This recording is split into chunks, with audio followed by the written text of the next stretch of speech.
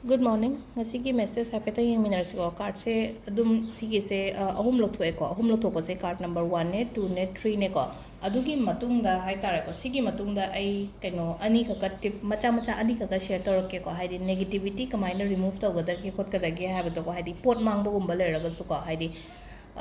phana ba hai tare ko haidi pot mange na khala se bal kana na lo ino di khang da ba ko ta ba le na ko pesa go ma sum mang bo ko pa mai na le ba aduga ayuk ta khoina kai kai to ba ya ga da ge ai life se amu hena phana ba hai tare ko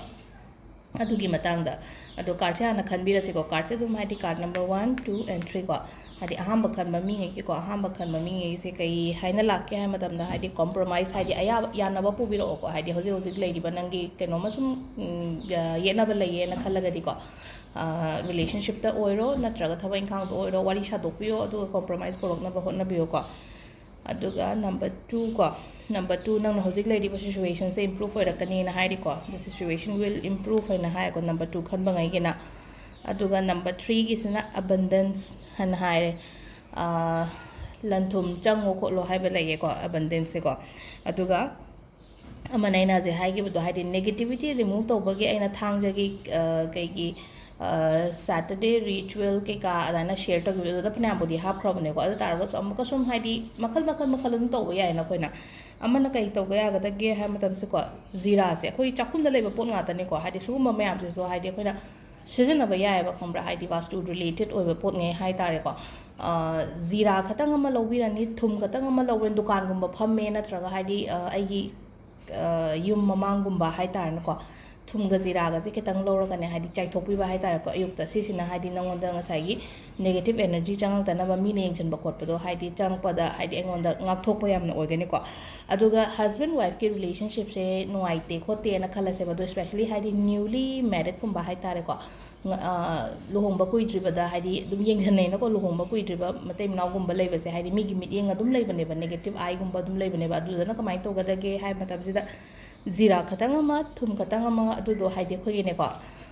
mayom sabi re na ko haide phi ama lawraga adu do kishan biraga kisi phajana kiraga adu do noi gi ka da tham adu na haide noi gi bedroom da hai tare ko na bai ni gi relation to hei ngoi phau pa dum smoothly chat na ba marang mak ta dum sindok pi ba yai ko haide aina sindok ni matam matam akak ra ba ka shu leite aina sindok ke hai matam na sindok pe si sina haide negative ki ka o ke no le na ko haide negativity remove so na ba hai tare ko aduga pot khara na haide ai gi life se isai thanda kamaina semdok jage kamaina haidi nungai hange kamaina keno to gata ge hai ka chira kamaina ayu apoi tum hogale ko tum hogala ko matam je koina khai first to bathabak se kaino dum comment ta habiro ko haidi mobile yengbra pung yengba natraga haidi whatsapp ta message ke alake facebook ta gari gari notification lake khot ke hana dumaina yengbra adu daraga di yengano hek tum hogala ko haidi phone tap lo pai kan hana traga haidi thenge pung se suk yaure hogalaga haidi thabak to tau ge na chen ngano ko haidi ada kamai to gada ge hai ga da hek tum hogala pa ngatang minute ani khatang mi dusalaga ne khanbi yo kaino ma ko haidi aina ningi ba ai gi dream ai gi goal si se ai phang da ba ya de oi da ba ya de haina commercial ga haidi meditation gumba gi mong da hai tar commercial ngatang phamung mayai do da phambira minute ani khatang phamba ada aina mamang do zo hai gre ko haidi manifestation to bagi haidi aina kaino rak solo kaina ga hai gi ba yawi da na ko haidi machine ga dum pi gi na ko adu nang na pa me poto da na son bi ba hai tar ko adu ora shu aina traga nang na khalli ba pot haidi aina hai ba mang na traga su nang na khalli ba poto adu do ngatang khanbi raga minute ani muktang kaino to ba haidi phammaga kaino to biyo ko ngatang khanbiyo ayuk tu da dagi hogale ko hogala matung da haidi loi shale iru jamai tha da jawre ma tawre chakhum da changma matam da ko haidi isai gumba ma thabiyo ko haidi bhajan gumba kai gumba leina ko lagi isai gumba meite rong gi su leiye hindi gi su leiye ko adum ba mayam do haidi ama heta dum ko aina apam ba aina taning ba ma haidi isai gumba thabi ba hai tare gi isai do haidi nangi imung du da ngang hallo ba na han gi aina haidi black tara mantra ga haina ko haidi si se tharaga ai gi imung da gi negativity map chakrani ha adu gi nungti gi thabi be ai ko disi adu gi isai do haidi nom khatang taraga lushalo hai ba na te ba tau hai bana te ba phammaga nangi imung du da haidi nilhal lo du gi sei do haidi thado thammo ka shukai te nang thabo te te tong do phone do sei do tharaga thambira mo badum ado akoina angang ngi de school chappa matam da haidi prayer do dra he yo baga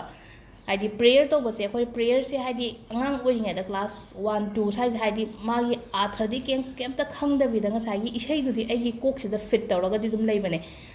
ꯁꯝꯅ ꯍꯥꯏꯔꯕꯗ ꯑꯩꯈꯣꯏꯒꯤ ꯀꯩꯅꯣ ꯍꯥꯏꯔꯁꯤꯅꯦꯀꯣ ꯍꯤꯟꯗꯤꯗꯒ ꯍꯥꯏꯔꯒ ꯍꯝ ꯍꯣꯡꯒꯦ ꯀꯥꯃꯌꯥꯕ ꯀ ꯍꯥꯏꯔꯤꯁꯦ ꯍꯥꯏꯗꯤ ꯍꯝ ꯍꯣꯡꯒꯦ ꯀꯥꯃꯌꯥꯕ ꯍꯥꯏꯗꯤ ꯑꯩꯗꯣ ꯃꯥꯏ ꯄꯥꯛꯀꯅꯤ ꯃꯪꯒꯣꯜ ꯀꯩꯅꯣ ꯇꯧꯒꯅꯤ ꯍꯥꯏꯕꯅꯤꯅꯀꯣ ꯍꯥꯏꯗꯤ ꯑꯩꯅ ꯇꯧꯔꯨꯕ ꯊꯕꯛꯇ ꯑꯩ ꯁꯛꯁꯦꯁ ꯑꯣꯏꯒꯅꯤ ꯂꯥꯏꯐꯇ ꯍꯥꯏꯕꯅꯦꯕ ꯍꯣꯡꯒꯦ ꯀꯥꯃꯌꯥꯕ ꯍꯥꯏꯗꯣ ꯑꯗꯣ ꯉꯁꯥꯏꯒꯤ ꯍꯥꯏꯗꯤ ꯍꯝ ꯍꯣꯡꯒꯦ ꯀꯥꯃꯌꯥꯕꯗꯣ ꯉꯁꯥꯏꯒꯤ ꯑꯩꯒꯤ ꯀꯣꯛꯇꯨꯗ ꯍꯥꯏꯗꯤ ꯆꯨꯁꯜꯂꯒ ꯂꯩꯈ꯭ꯔꯦꯅꯀꯣ ꯑꯗꯨꯅ ꯅꯨꯃꯤꯠꯇꯨꯃ ꯍꯥꯏꯗꯤ ꯑꯩ ꯂꯣꯏꯅꯃꯛ ꯇꯧꯕ ꯉꯝꯅꯤ ꯈꯣꯠꯅꯤ ꯍꯥꯏꯕꯒꯤ ꯏꯁꯥꯗ ꯕꯤꯂꯤꯐ ꯑꯃꯁꯨ ꯂꯩꯌꯦꯅꯀꯣ ꯑꯗꯨꯃꯥꯏꯅ ꯆꯞ ꯃꯥꯟꯅꯅ ꯍꯥꯏꯇꯥꯔꯦꯀꯣ ꯑꯗꯨꯃꯥꯏꯅ ꯆꯞ ꯃꯥꯟꯅꯅ ꯍꯥꯏꯇꯥꯔꯦ ꯑꯌꯨꯛꯁꯤꯗ ꯏꯁꯩꯒꯨꯝꯕ ꯀꯩꯒꯨꯝꯕ ꯇꯥꯕꯤꯕ ꯀꯩꯅꯣ ꯏꯁꯩ ꯑꯃ ꯊꯥꯔꯒ ꯅꯪꯒꯤ ꯏꯃꯨꯡꯗ ꯀꯩꯗ ꯑꯗꯨꯃꯥꯏꯅ ꯍꯣꯟꯕꯤꯌꯣ ꯏꯁꯩ ꯇꯥꯕ ꯃꯇꯝꯗꯀꯣ ꯏꯁꯩ ꯅꯨꯡꯉꯥꯏꯇꯕꯁꯨ ꯇꯥꯕꯤꯒꯅꯨꯀꯣ ꯅꯨꯡꯉꯥꯏꯇꯕ ꯇꯥꯔꯒꯗꯤ ꯑꯃꯨꯛ ꯍꯦꯟꯅ ꯗꯥꯎꯟ ꯑꯣꯏꯒꯅꯤ ꯑꯗꯨꯅ ꯏꯁꯩ ꯅꯨꯡꯉꯥꯏꯇꯕꯒꯨꯝꯕꯗꯤ ꯁꯨꯡꯇꯥ ꯇꯥꯕꯤꯒꯅꯨ ꯑꯗꯣ ꯁꯤꯗ ꯂꯩꯔꯦ ꯉꯁꯤꯒꯤ ꯃꯆꯥ ꯇꯤꯞ ꯃꯆꯥ ꯍꯥꯏꯇꯥꯔꯦꯀꯣ ꯅꯨꯡꯇꯤꯒꯤ ꯑꯩꯅ ꯁꯨꯝ ꯍꯥꯏꯗꯤ ꯑꯩꯈꯣꯏꯅ ꯇꯧꯕ ꯌꯥꯕ ꯊꯕꯛ ꯑꯗꯒꯤ ꯑꯩ ꯏꯁꯥꯅ ꯇꯧꯖꯕꯒꯨꯝꯕ ꯁꯤꯒꯨꯝꯕ ꯃꯌꯥꯝꯁꯤꯅꯦ ꯑꯩꯈꯣꯏꯅ ꯃꯌꯥꯝꯗ ꯁꯦꯌꯔ ꯇꯧꯔꯤꯁꯦ ꯑꯗꯨꯒ ꯃꯌꯥꯝꯁꯨ ꯇꯧꯕꯤꯌꯣ ꯑꯩꯅ ꯍꯥꯏꯔꯤꯕꯁꯦ ꯈꯤꯇꯪ ꯃꯆꯥ ꯐꯣꯂꯣ ꯇꯧꯕꯤꯌꯣ ꯑꯗꯨꯝ ꯂꯥꯏꯐꯇ ꯆꯦꯟꯖꯦꯁ ꯂꯥꯛꯀꯅꯤꯀꯣ ꯍꯥꯏꯗꯤ ꯑꯗꯒꯤ ꯑꯩꯈꯣꯏꯅ ꯍꯥꯏꯗꯤ ꯚꯤꯗꯤꯑꯣꯃꯛ ꯁꯦꯌꯔ ꯇꯧꯗ꯭ꯔꯒꯁꯨ ꯍꯥꯏꯗꯤ ꯑꯩꯅ ꯍꯥꯏꯔꯤꯕ ꯄꯣꯠꯁꯤꯡꯁꯦ ꯍꯥꯏꯗꯤ ꯅꯪꯅ ꯅꯃꯥꯟꯅꯕꯤ ꯍꯥꯏꯗꯤ ꯁꯨꯃꯥꯏꯅ ꯇꯧꯅꯦ ꯍꯥꯏꯕꯤꯕꯗ ꯁꯦꯌꯔ ꯇꯧꯕꯗ ꯑꯀꯥꯏꯕ ꯀꯩꯝꯇ ꯂꯩꯇꯦꯀꯣ ꯍꯥꯏꯗꯤ ꯅꯣꯂꯦꯖ ꯑꯃꯗ ꯁꯦꯌꯔ ꯇꯧꯕꯗ ꯍꯥꯏꯗꯤ ꯅꯪꯉꯣꯟꯗ ꯑꯃꯨꯛ ꯍꯦꯟꯅ ꯑꯐꯕ ꯂꯥꯛꯀꯅꯤꯀꯣ ꯃꯤꯉꯣꯟꯗ ꯁꯦꯌꯔ ꯇꯧꯊꯣꯛꯄ ꯃꯇꯝꯗ ꯍꯥꯏꯗꯤ ꯑꯐꯕꯁꯦ ꯑꯩꯒꯤꯗꯪ ꯍꯥꯏꯇꯥꯔꯦꯀꯣ ꯁꯤ ꯑꯩꯗꯪ ꯈꯪꯖꯟꯒꯦ ꯑꯩ ꯈꯛꯇꯪ ꯑꯣꯏꯅ ꯈꯪꯉꯦ ꯀꯅꯥꯝꯇ ꯍꯥꯏꯗꯣꯛꯑꯣꯏꯒꯦꯗꯣ ꯈꯟꯒꯅꯨ ꯍꯥꯏꯗꯤ ꯑꯐꯕ ꯂꯩꯔꯒꯗꯤ ꯁꯦꯌꯔ ꯇꯧꯊꯣꯛꯑꯣ ꯅꯪꯅ ꯁꯦꯌꯔ ꯇꯧꯔꯤꯗꯣ ꯑꯃꯨꯛ ꯍꯦꯟꯅ ꯅꯪꯉꯣꯟꯗ ꯔꯤꯇꯔꯟ ꯂꯥꯛꯀꯅꯤ ꯀꯣ ꯊꯦꯡꯛ ꯌꯨ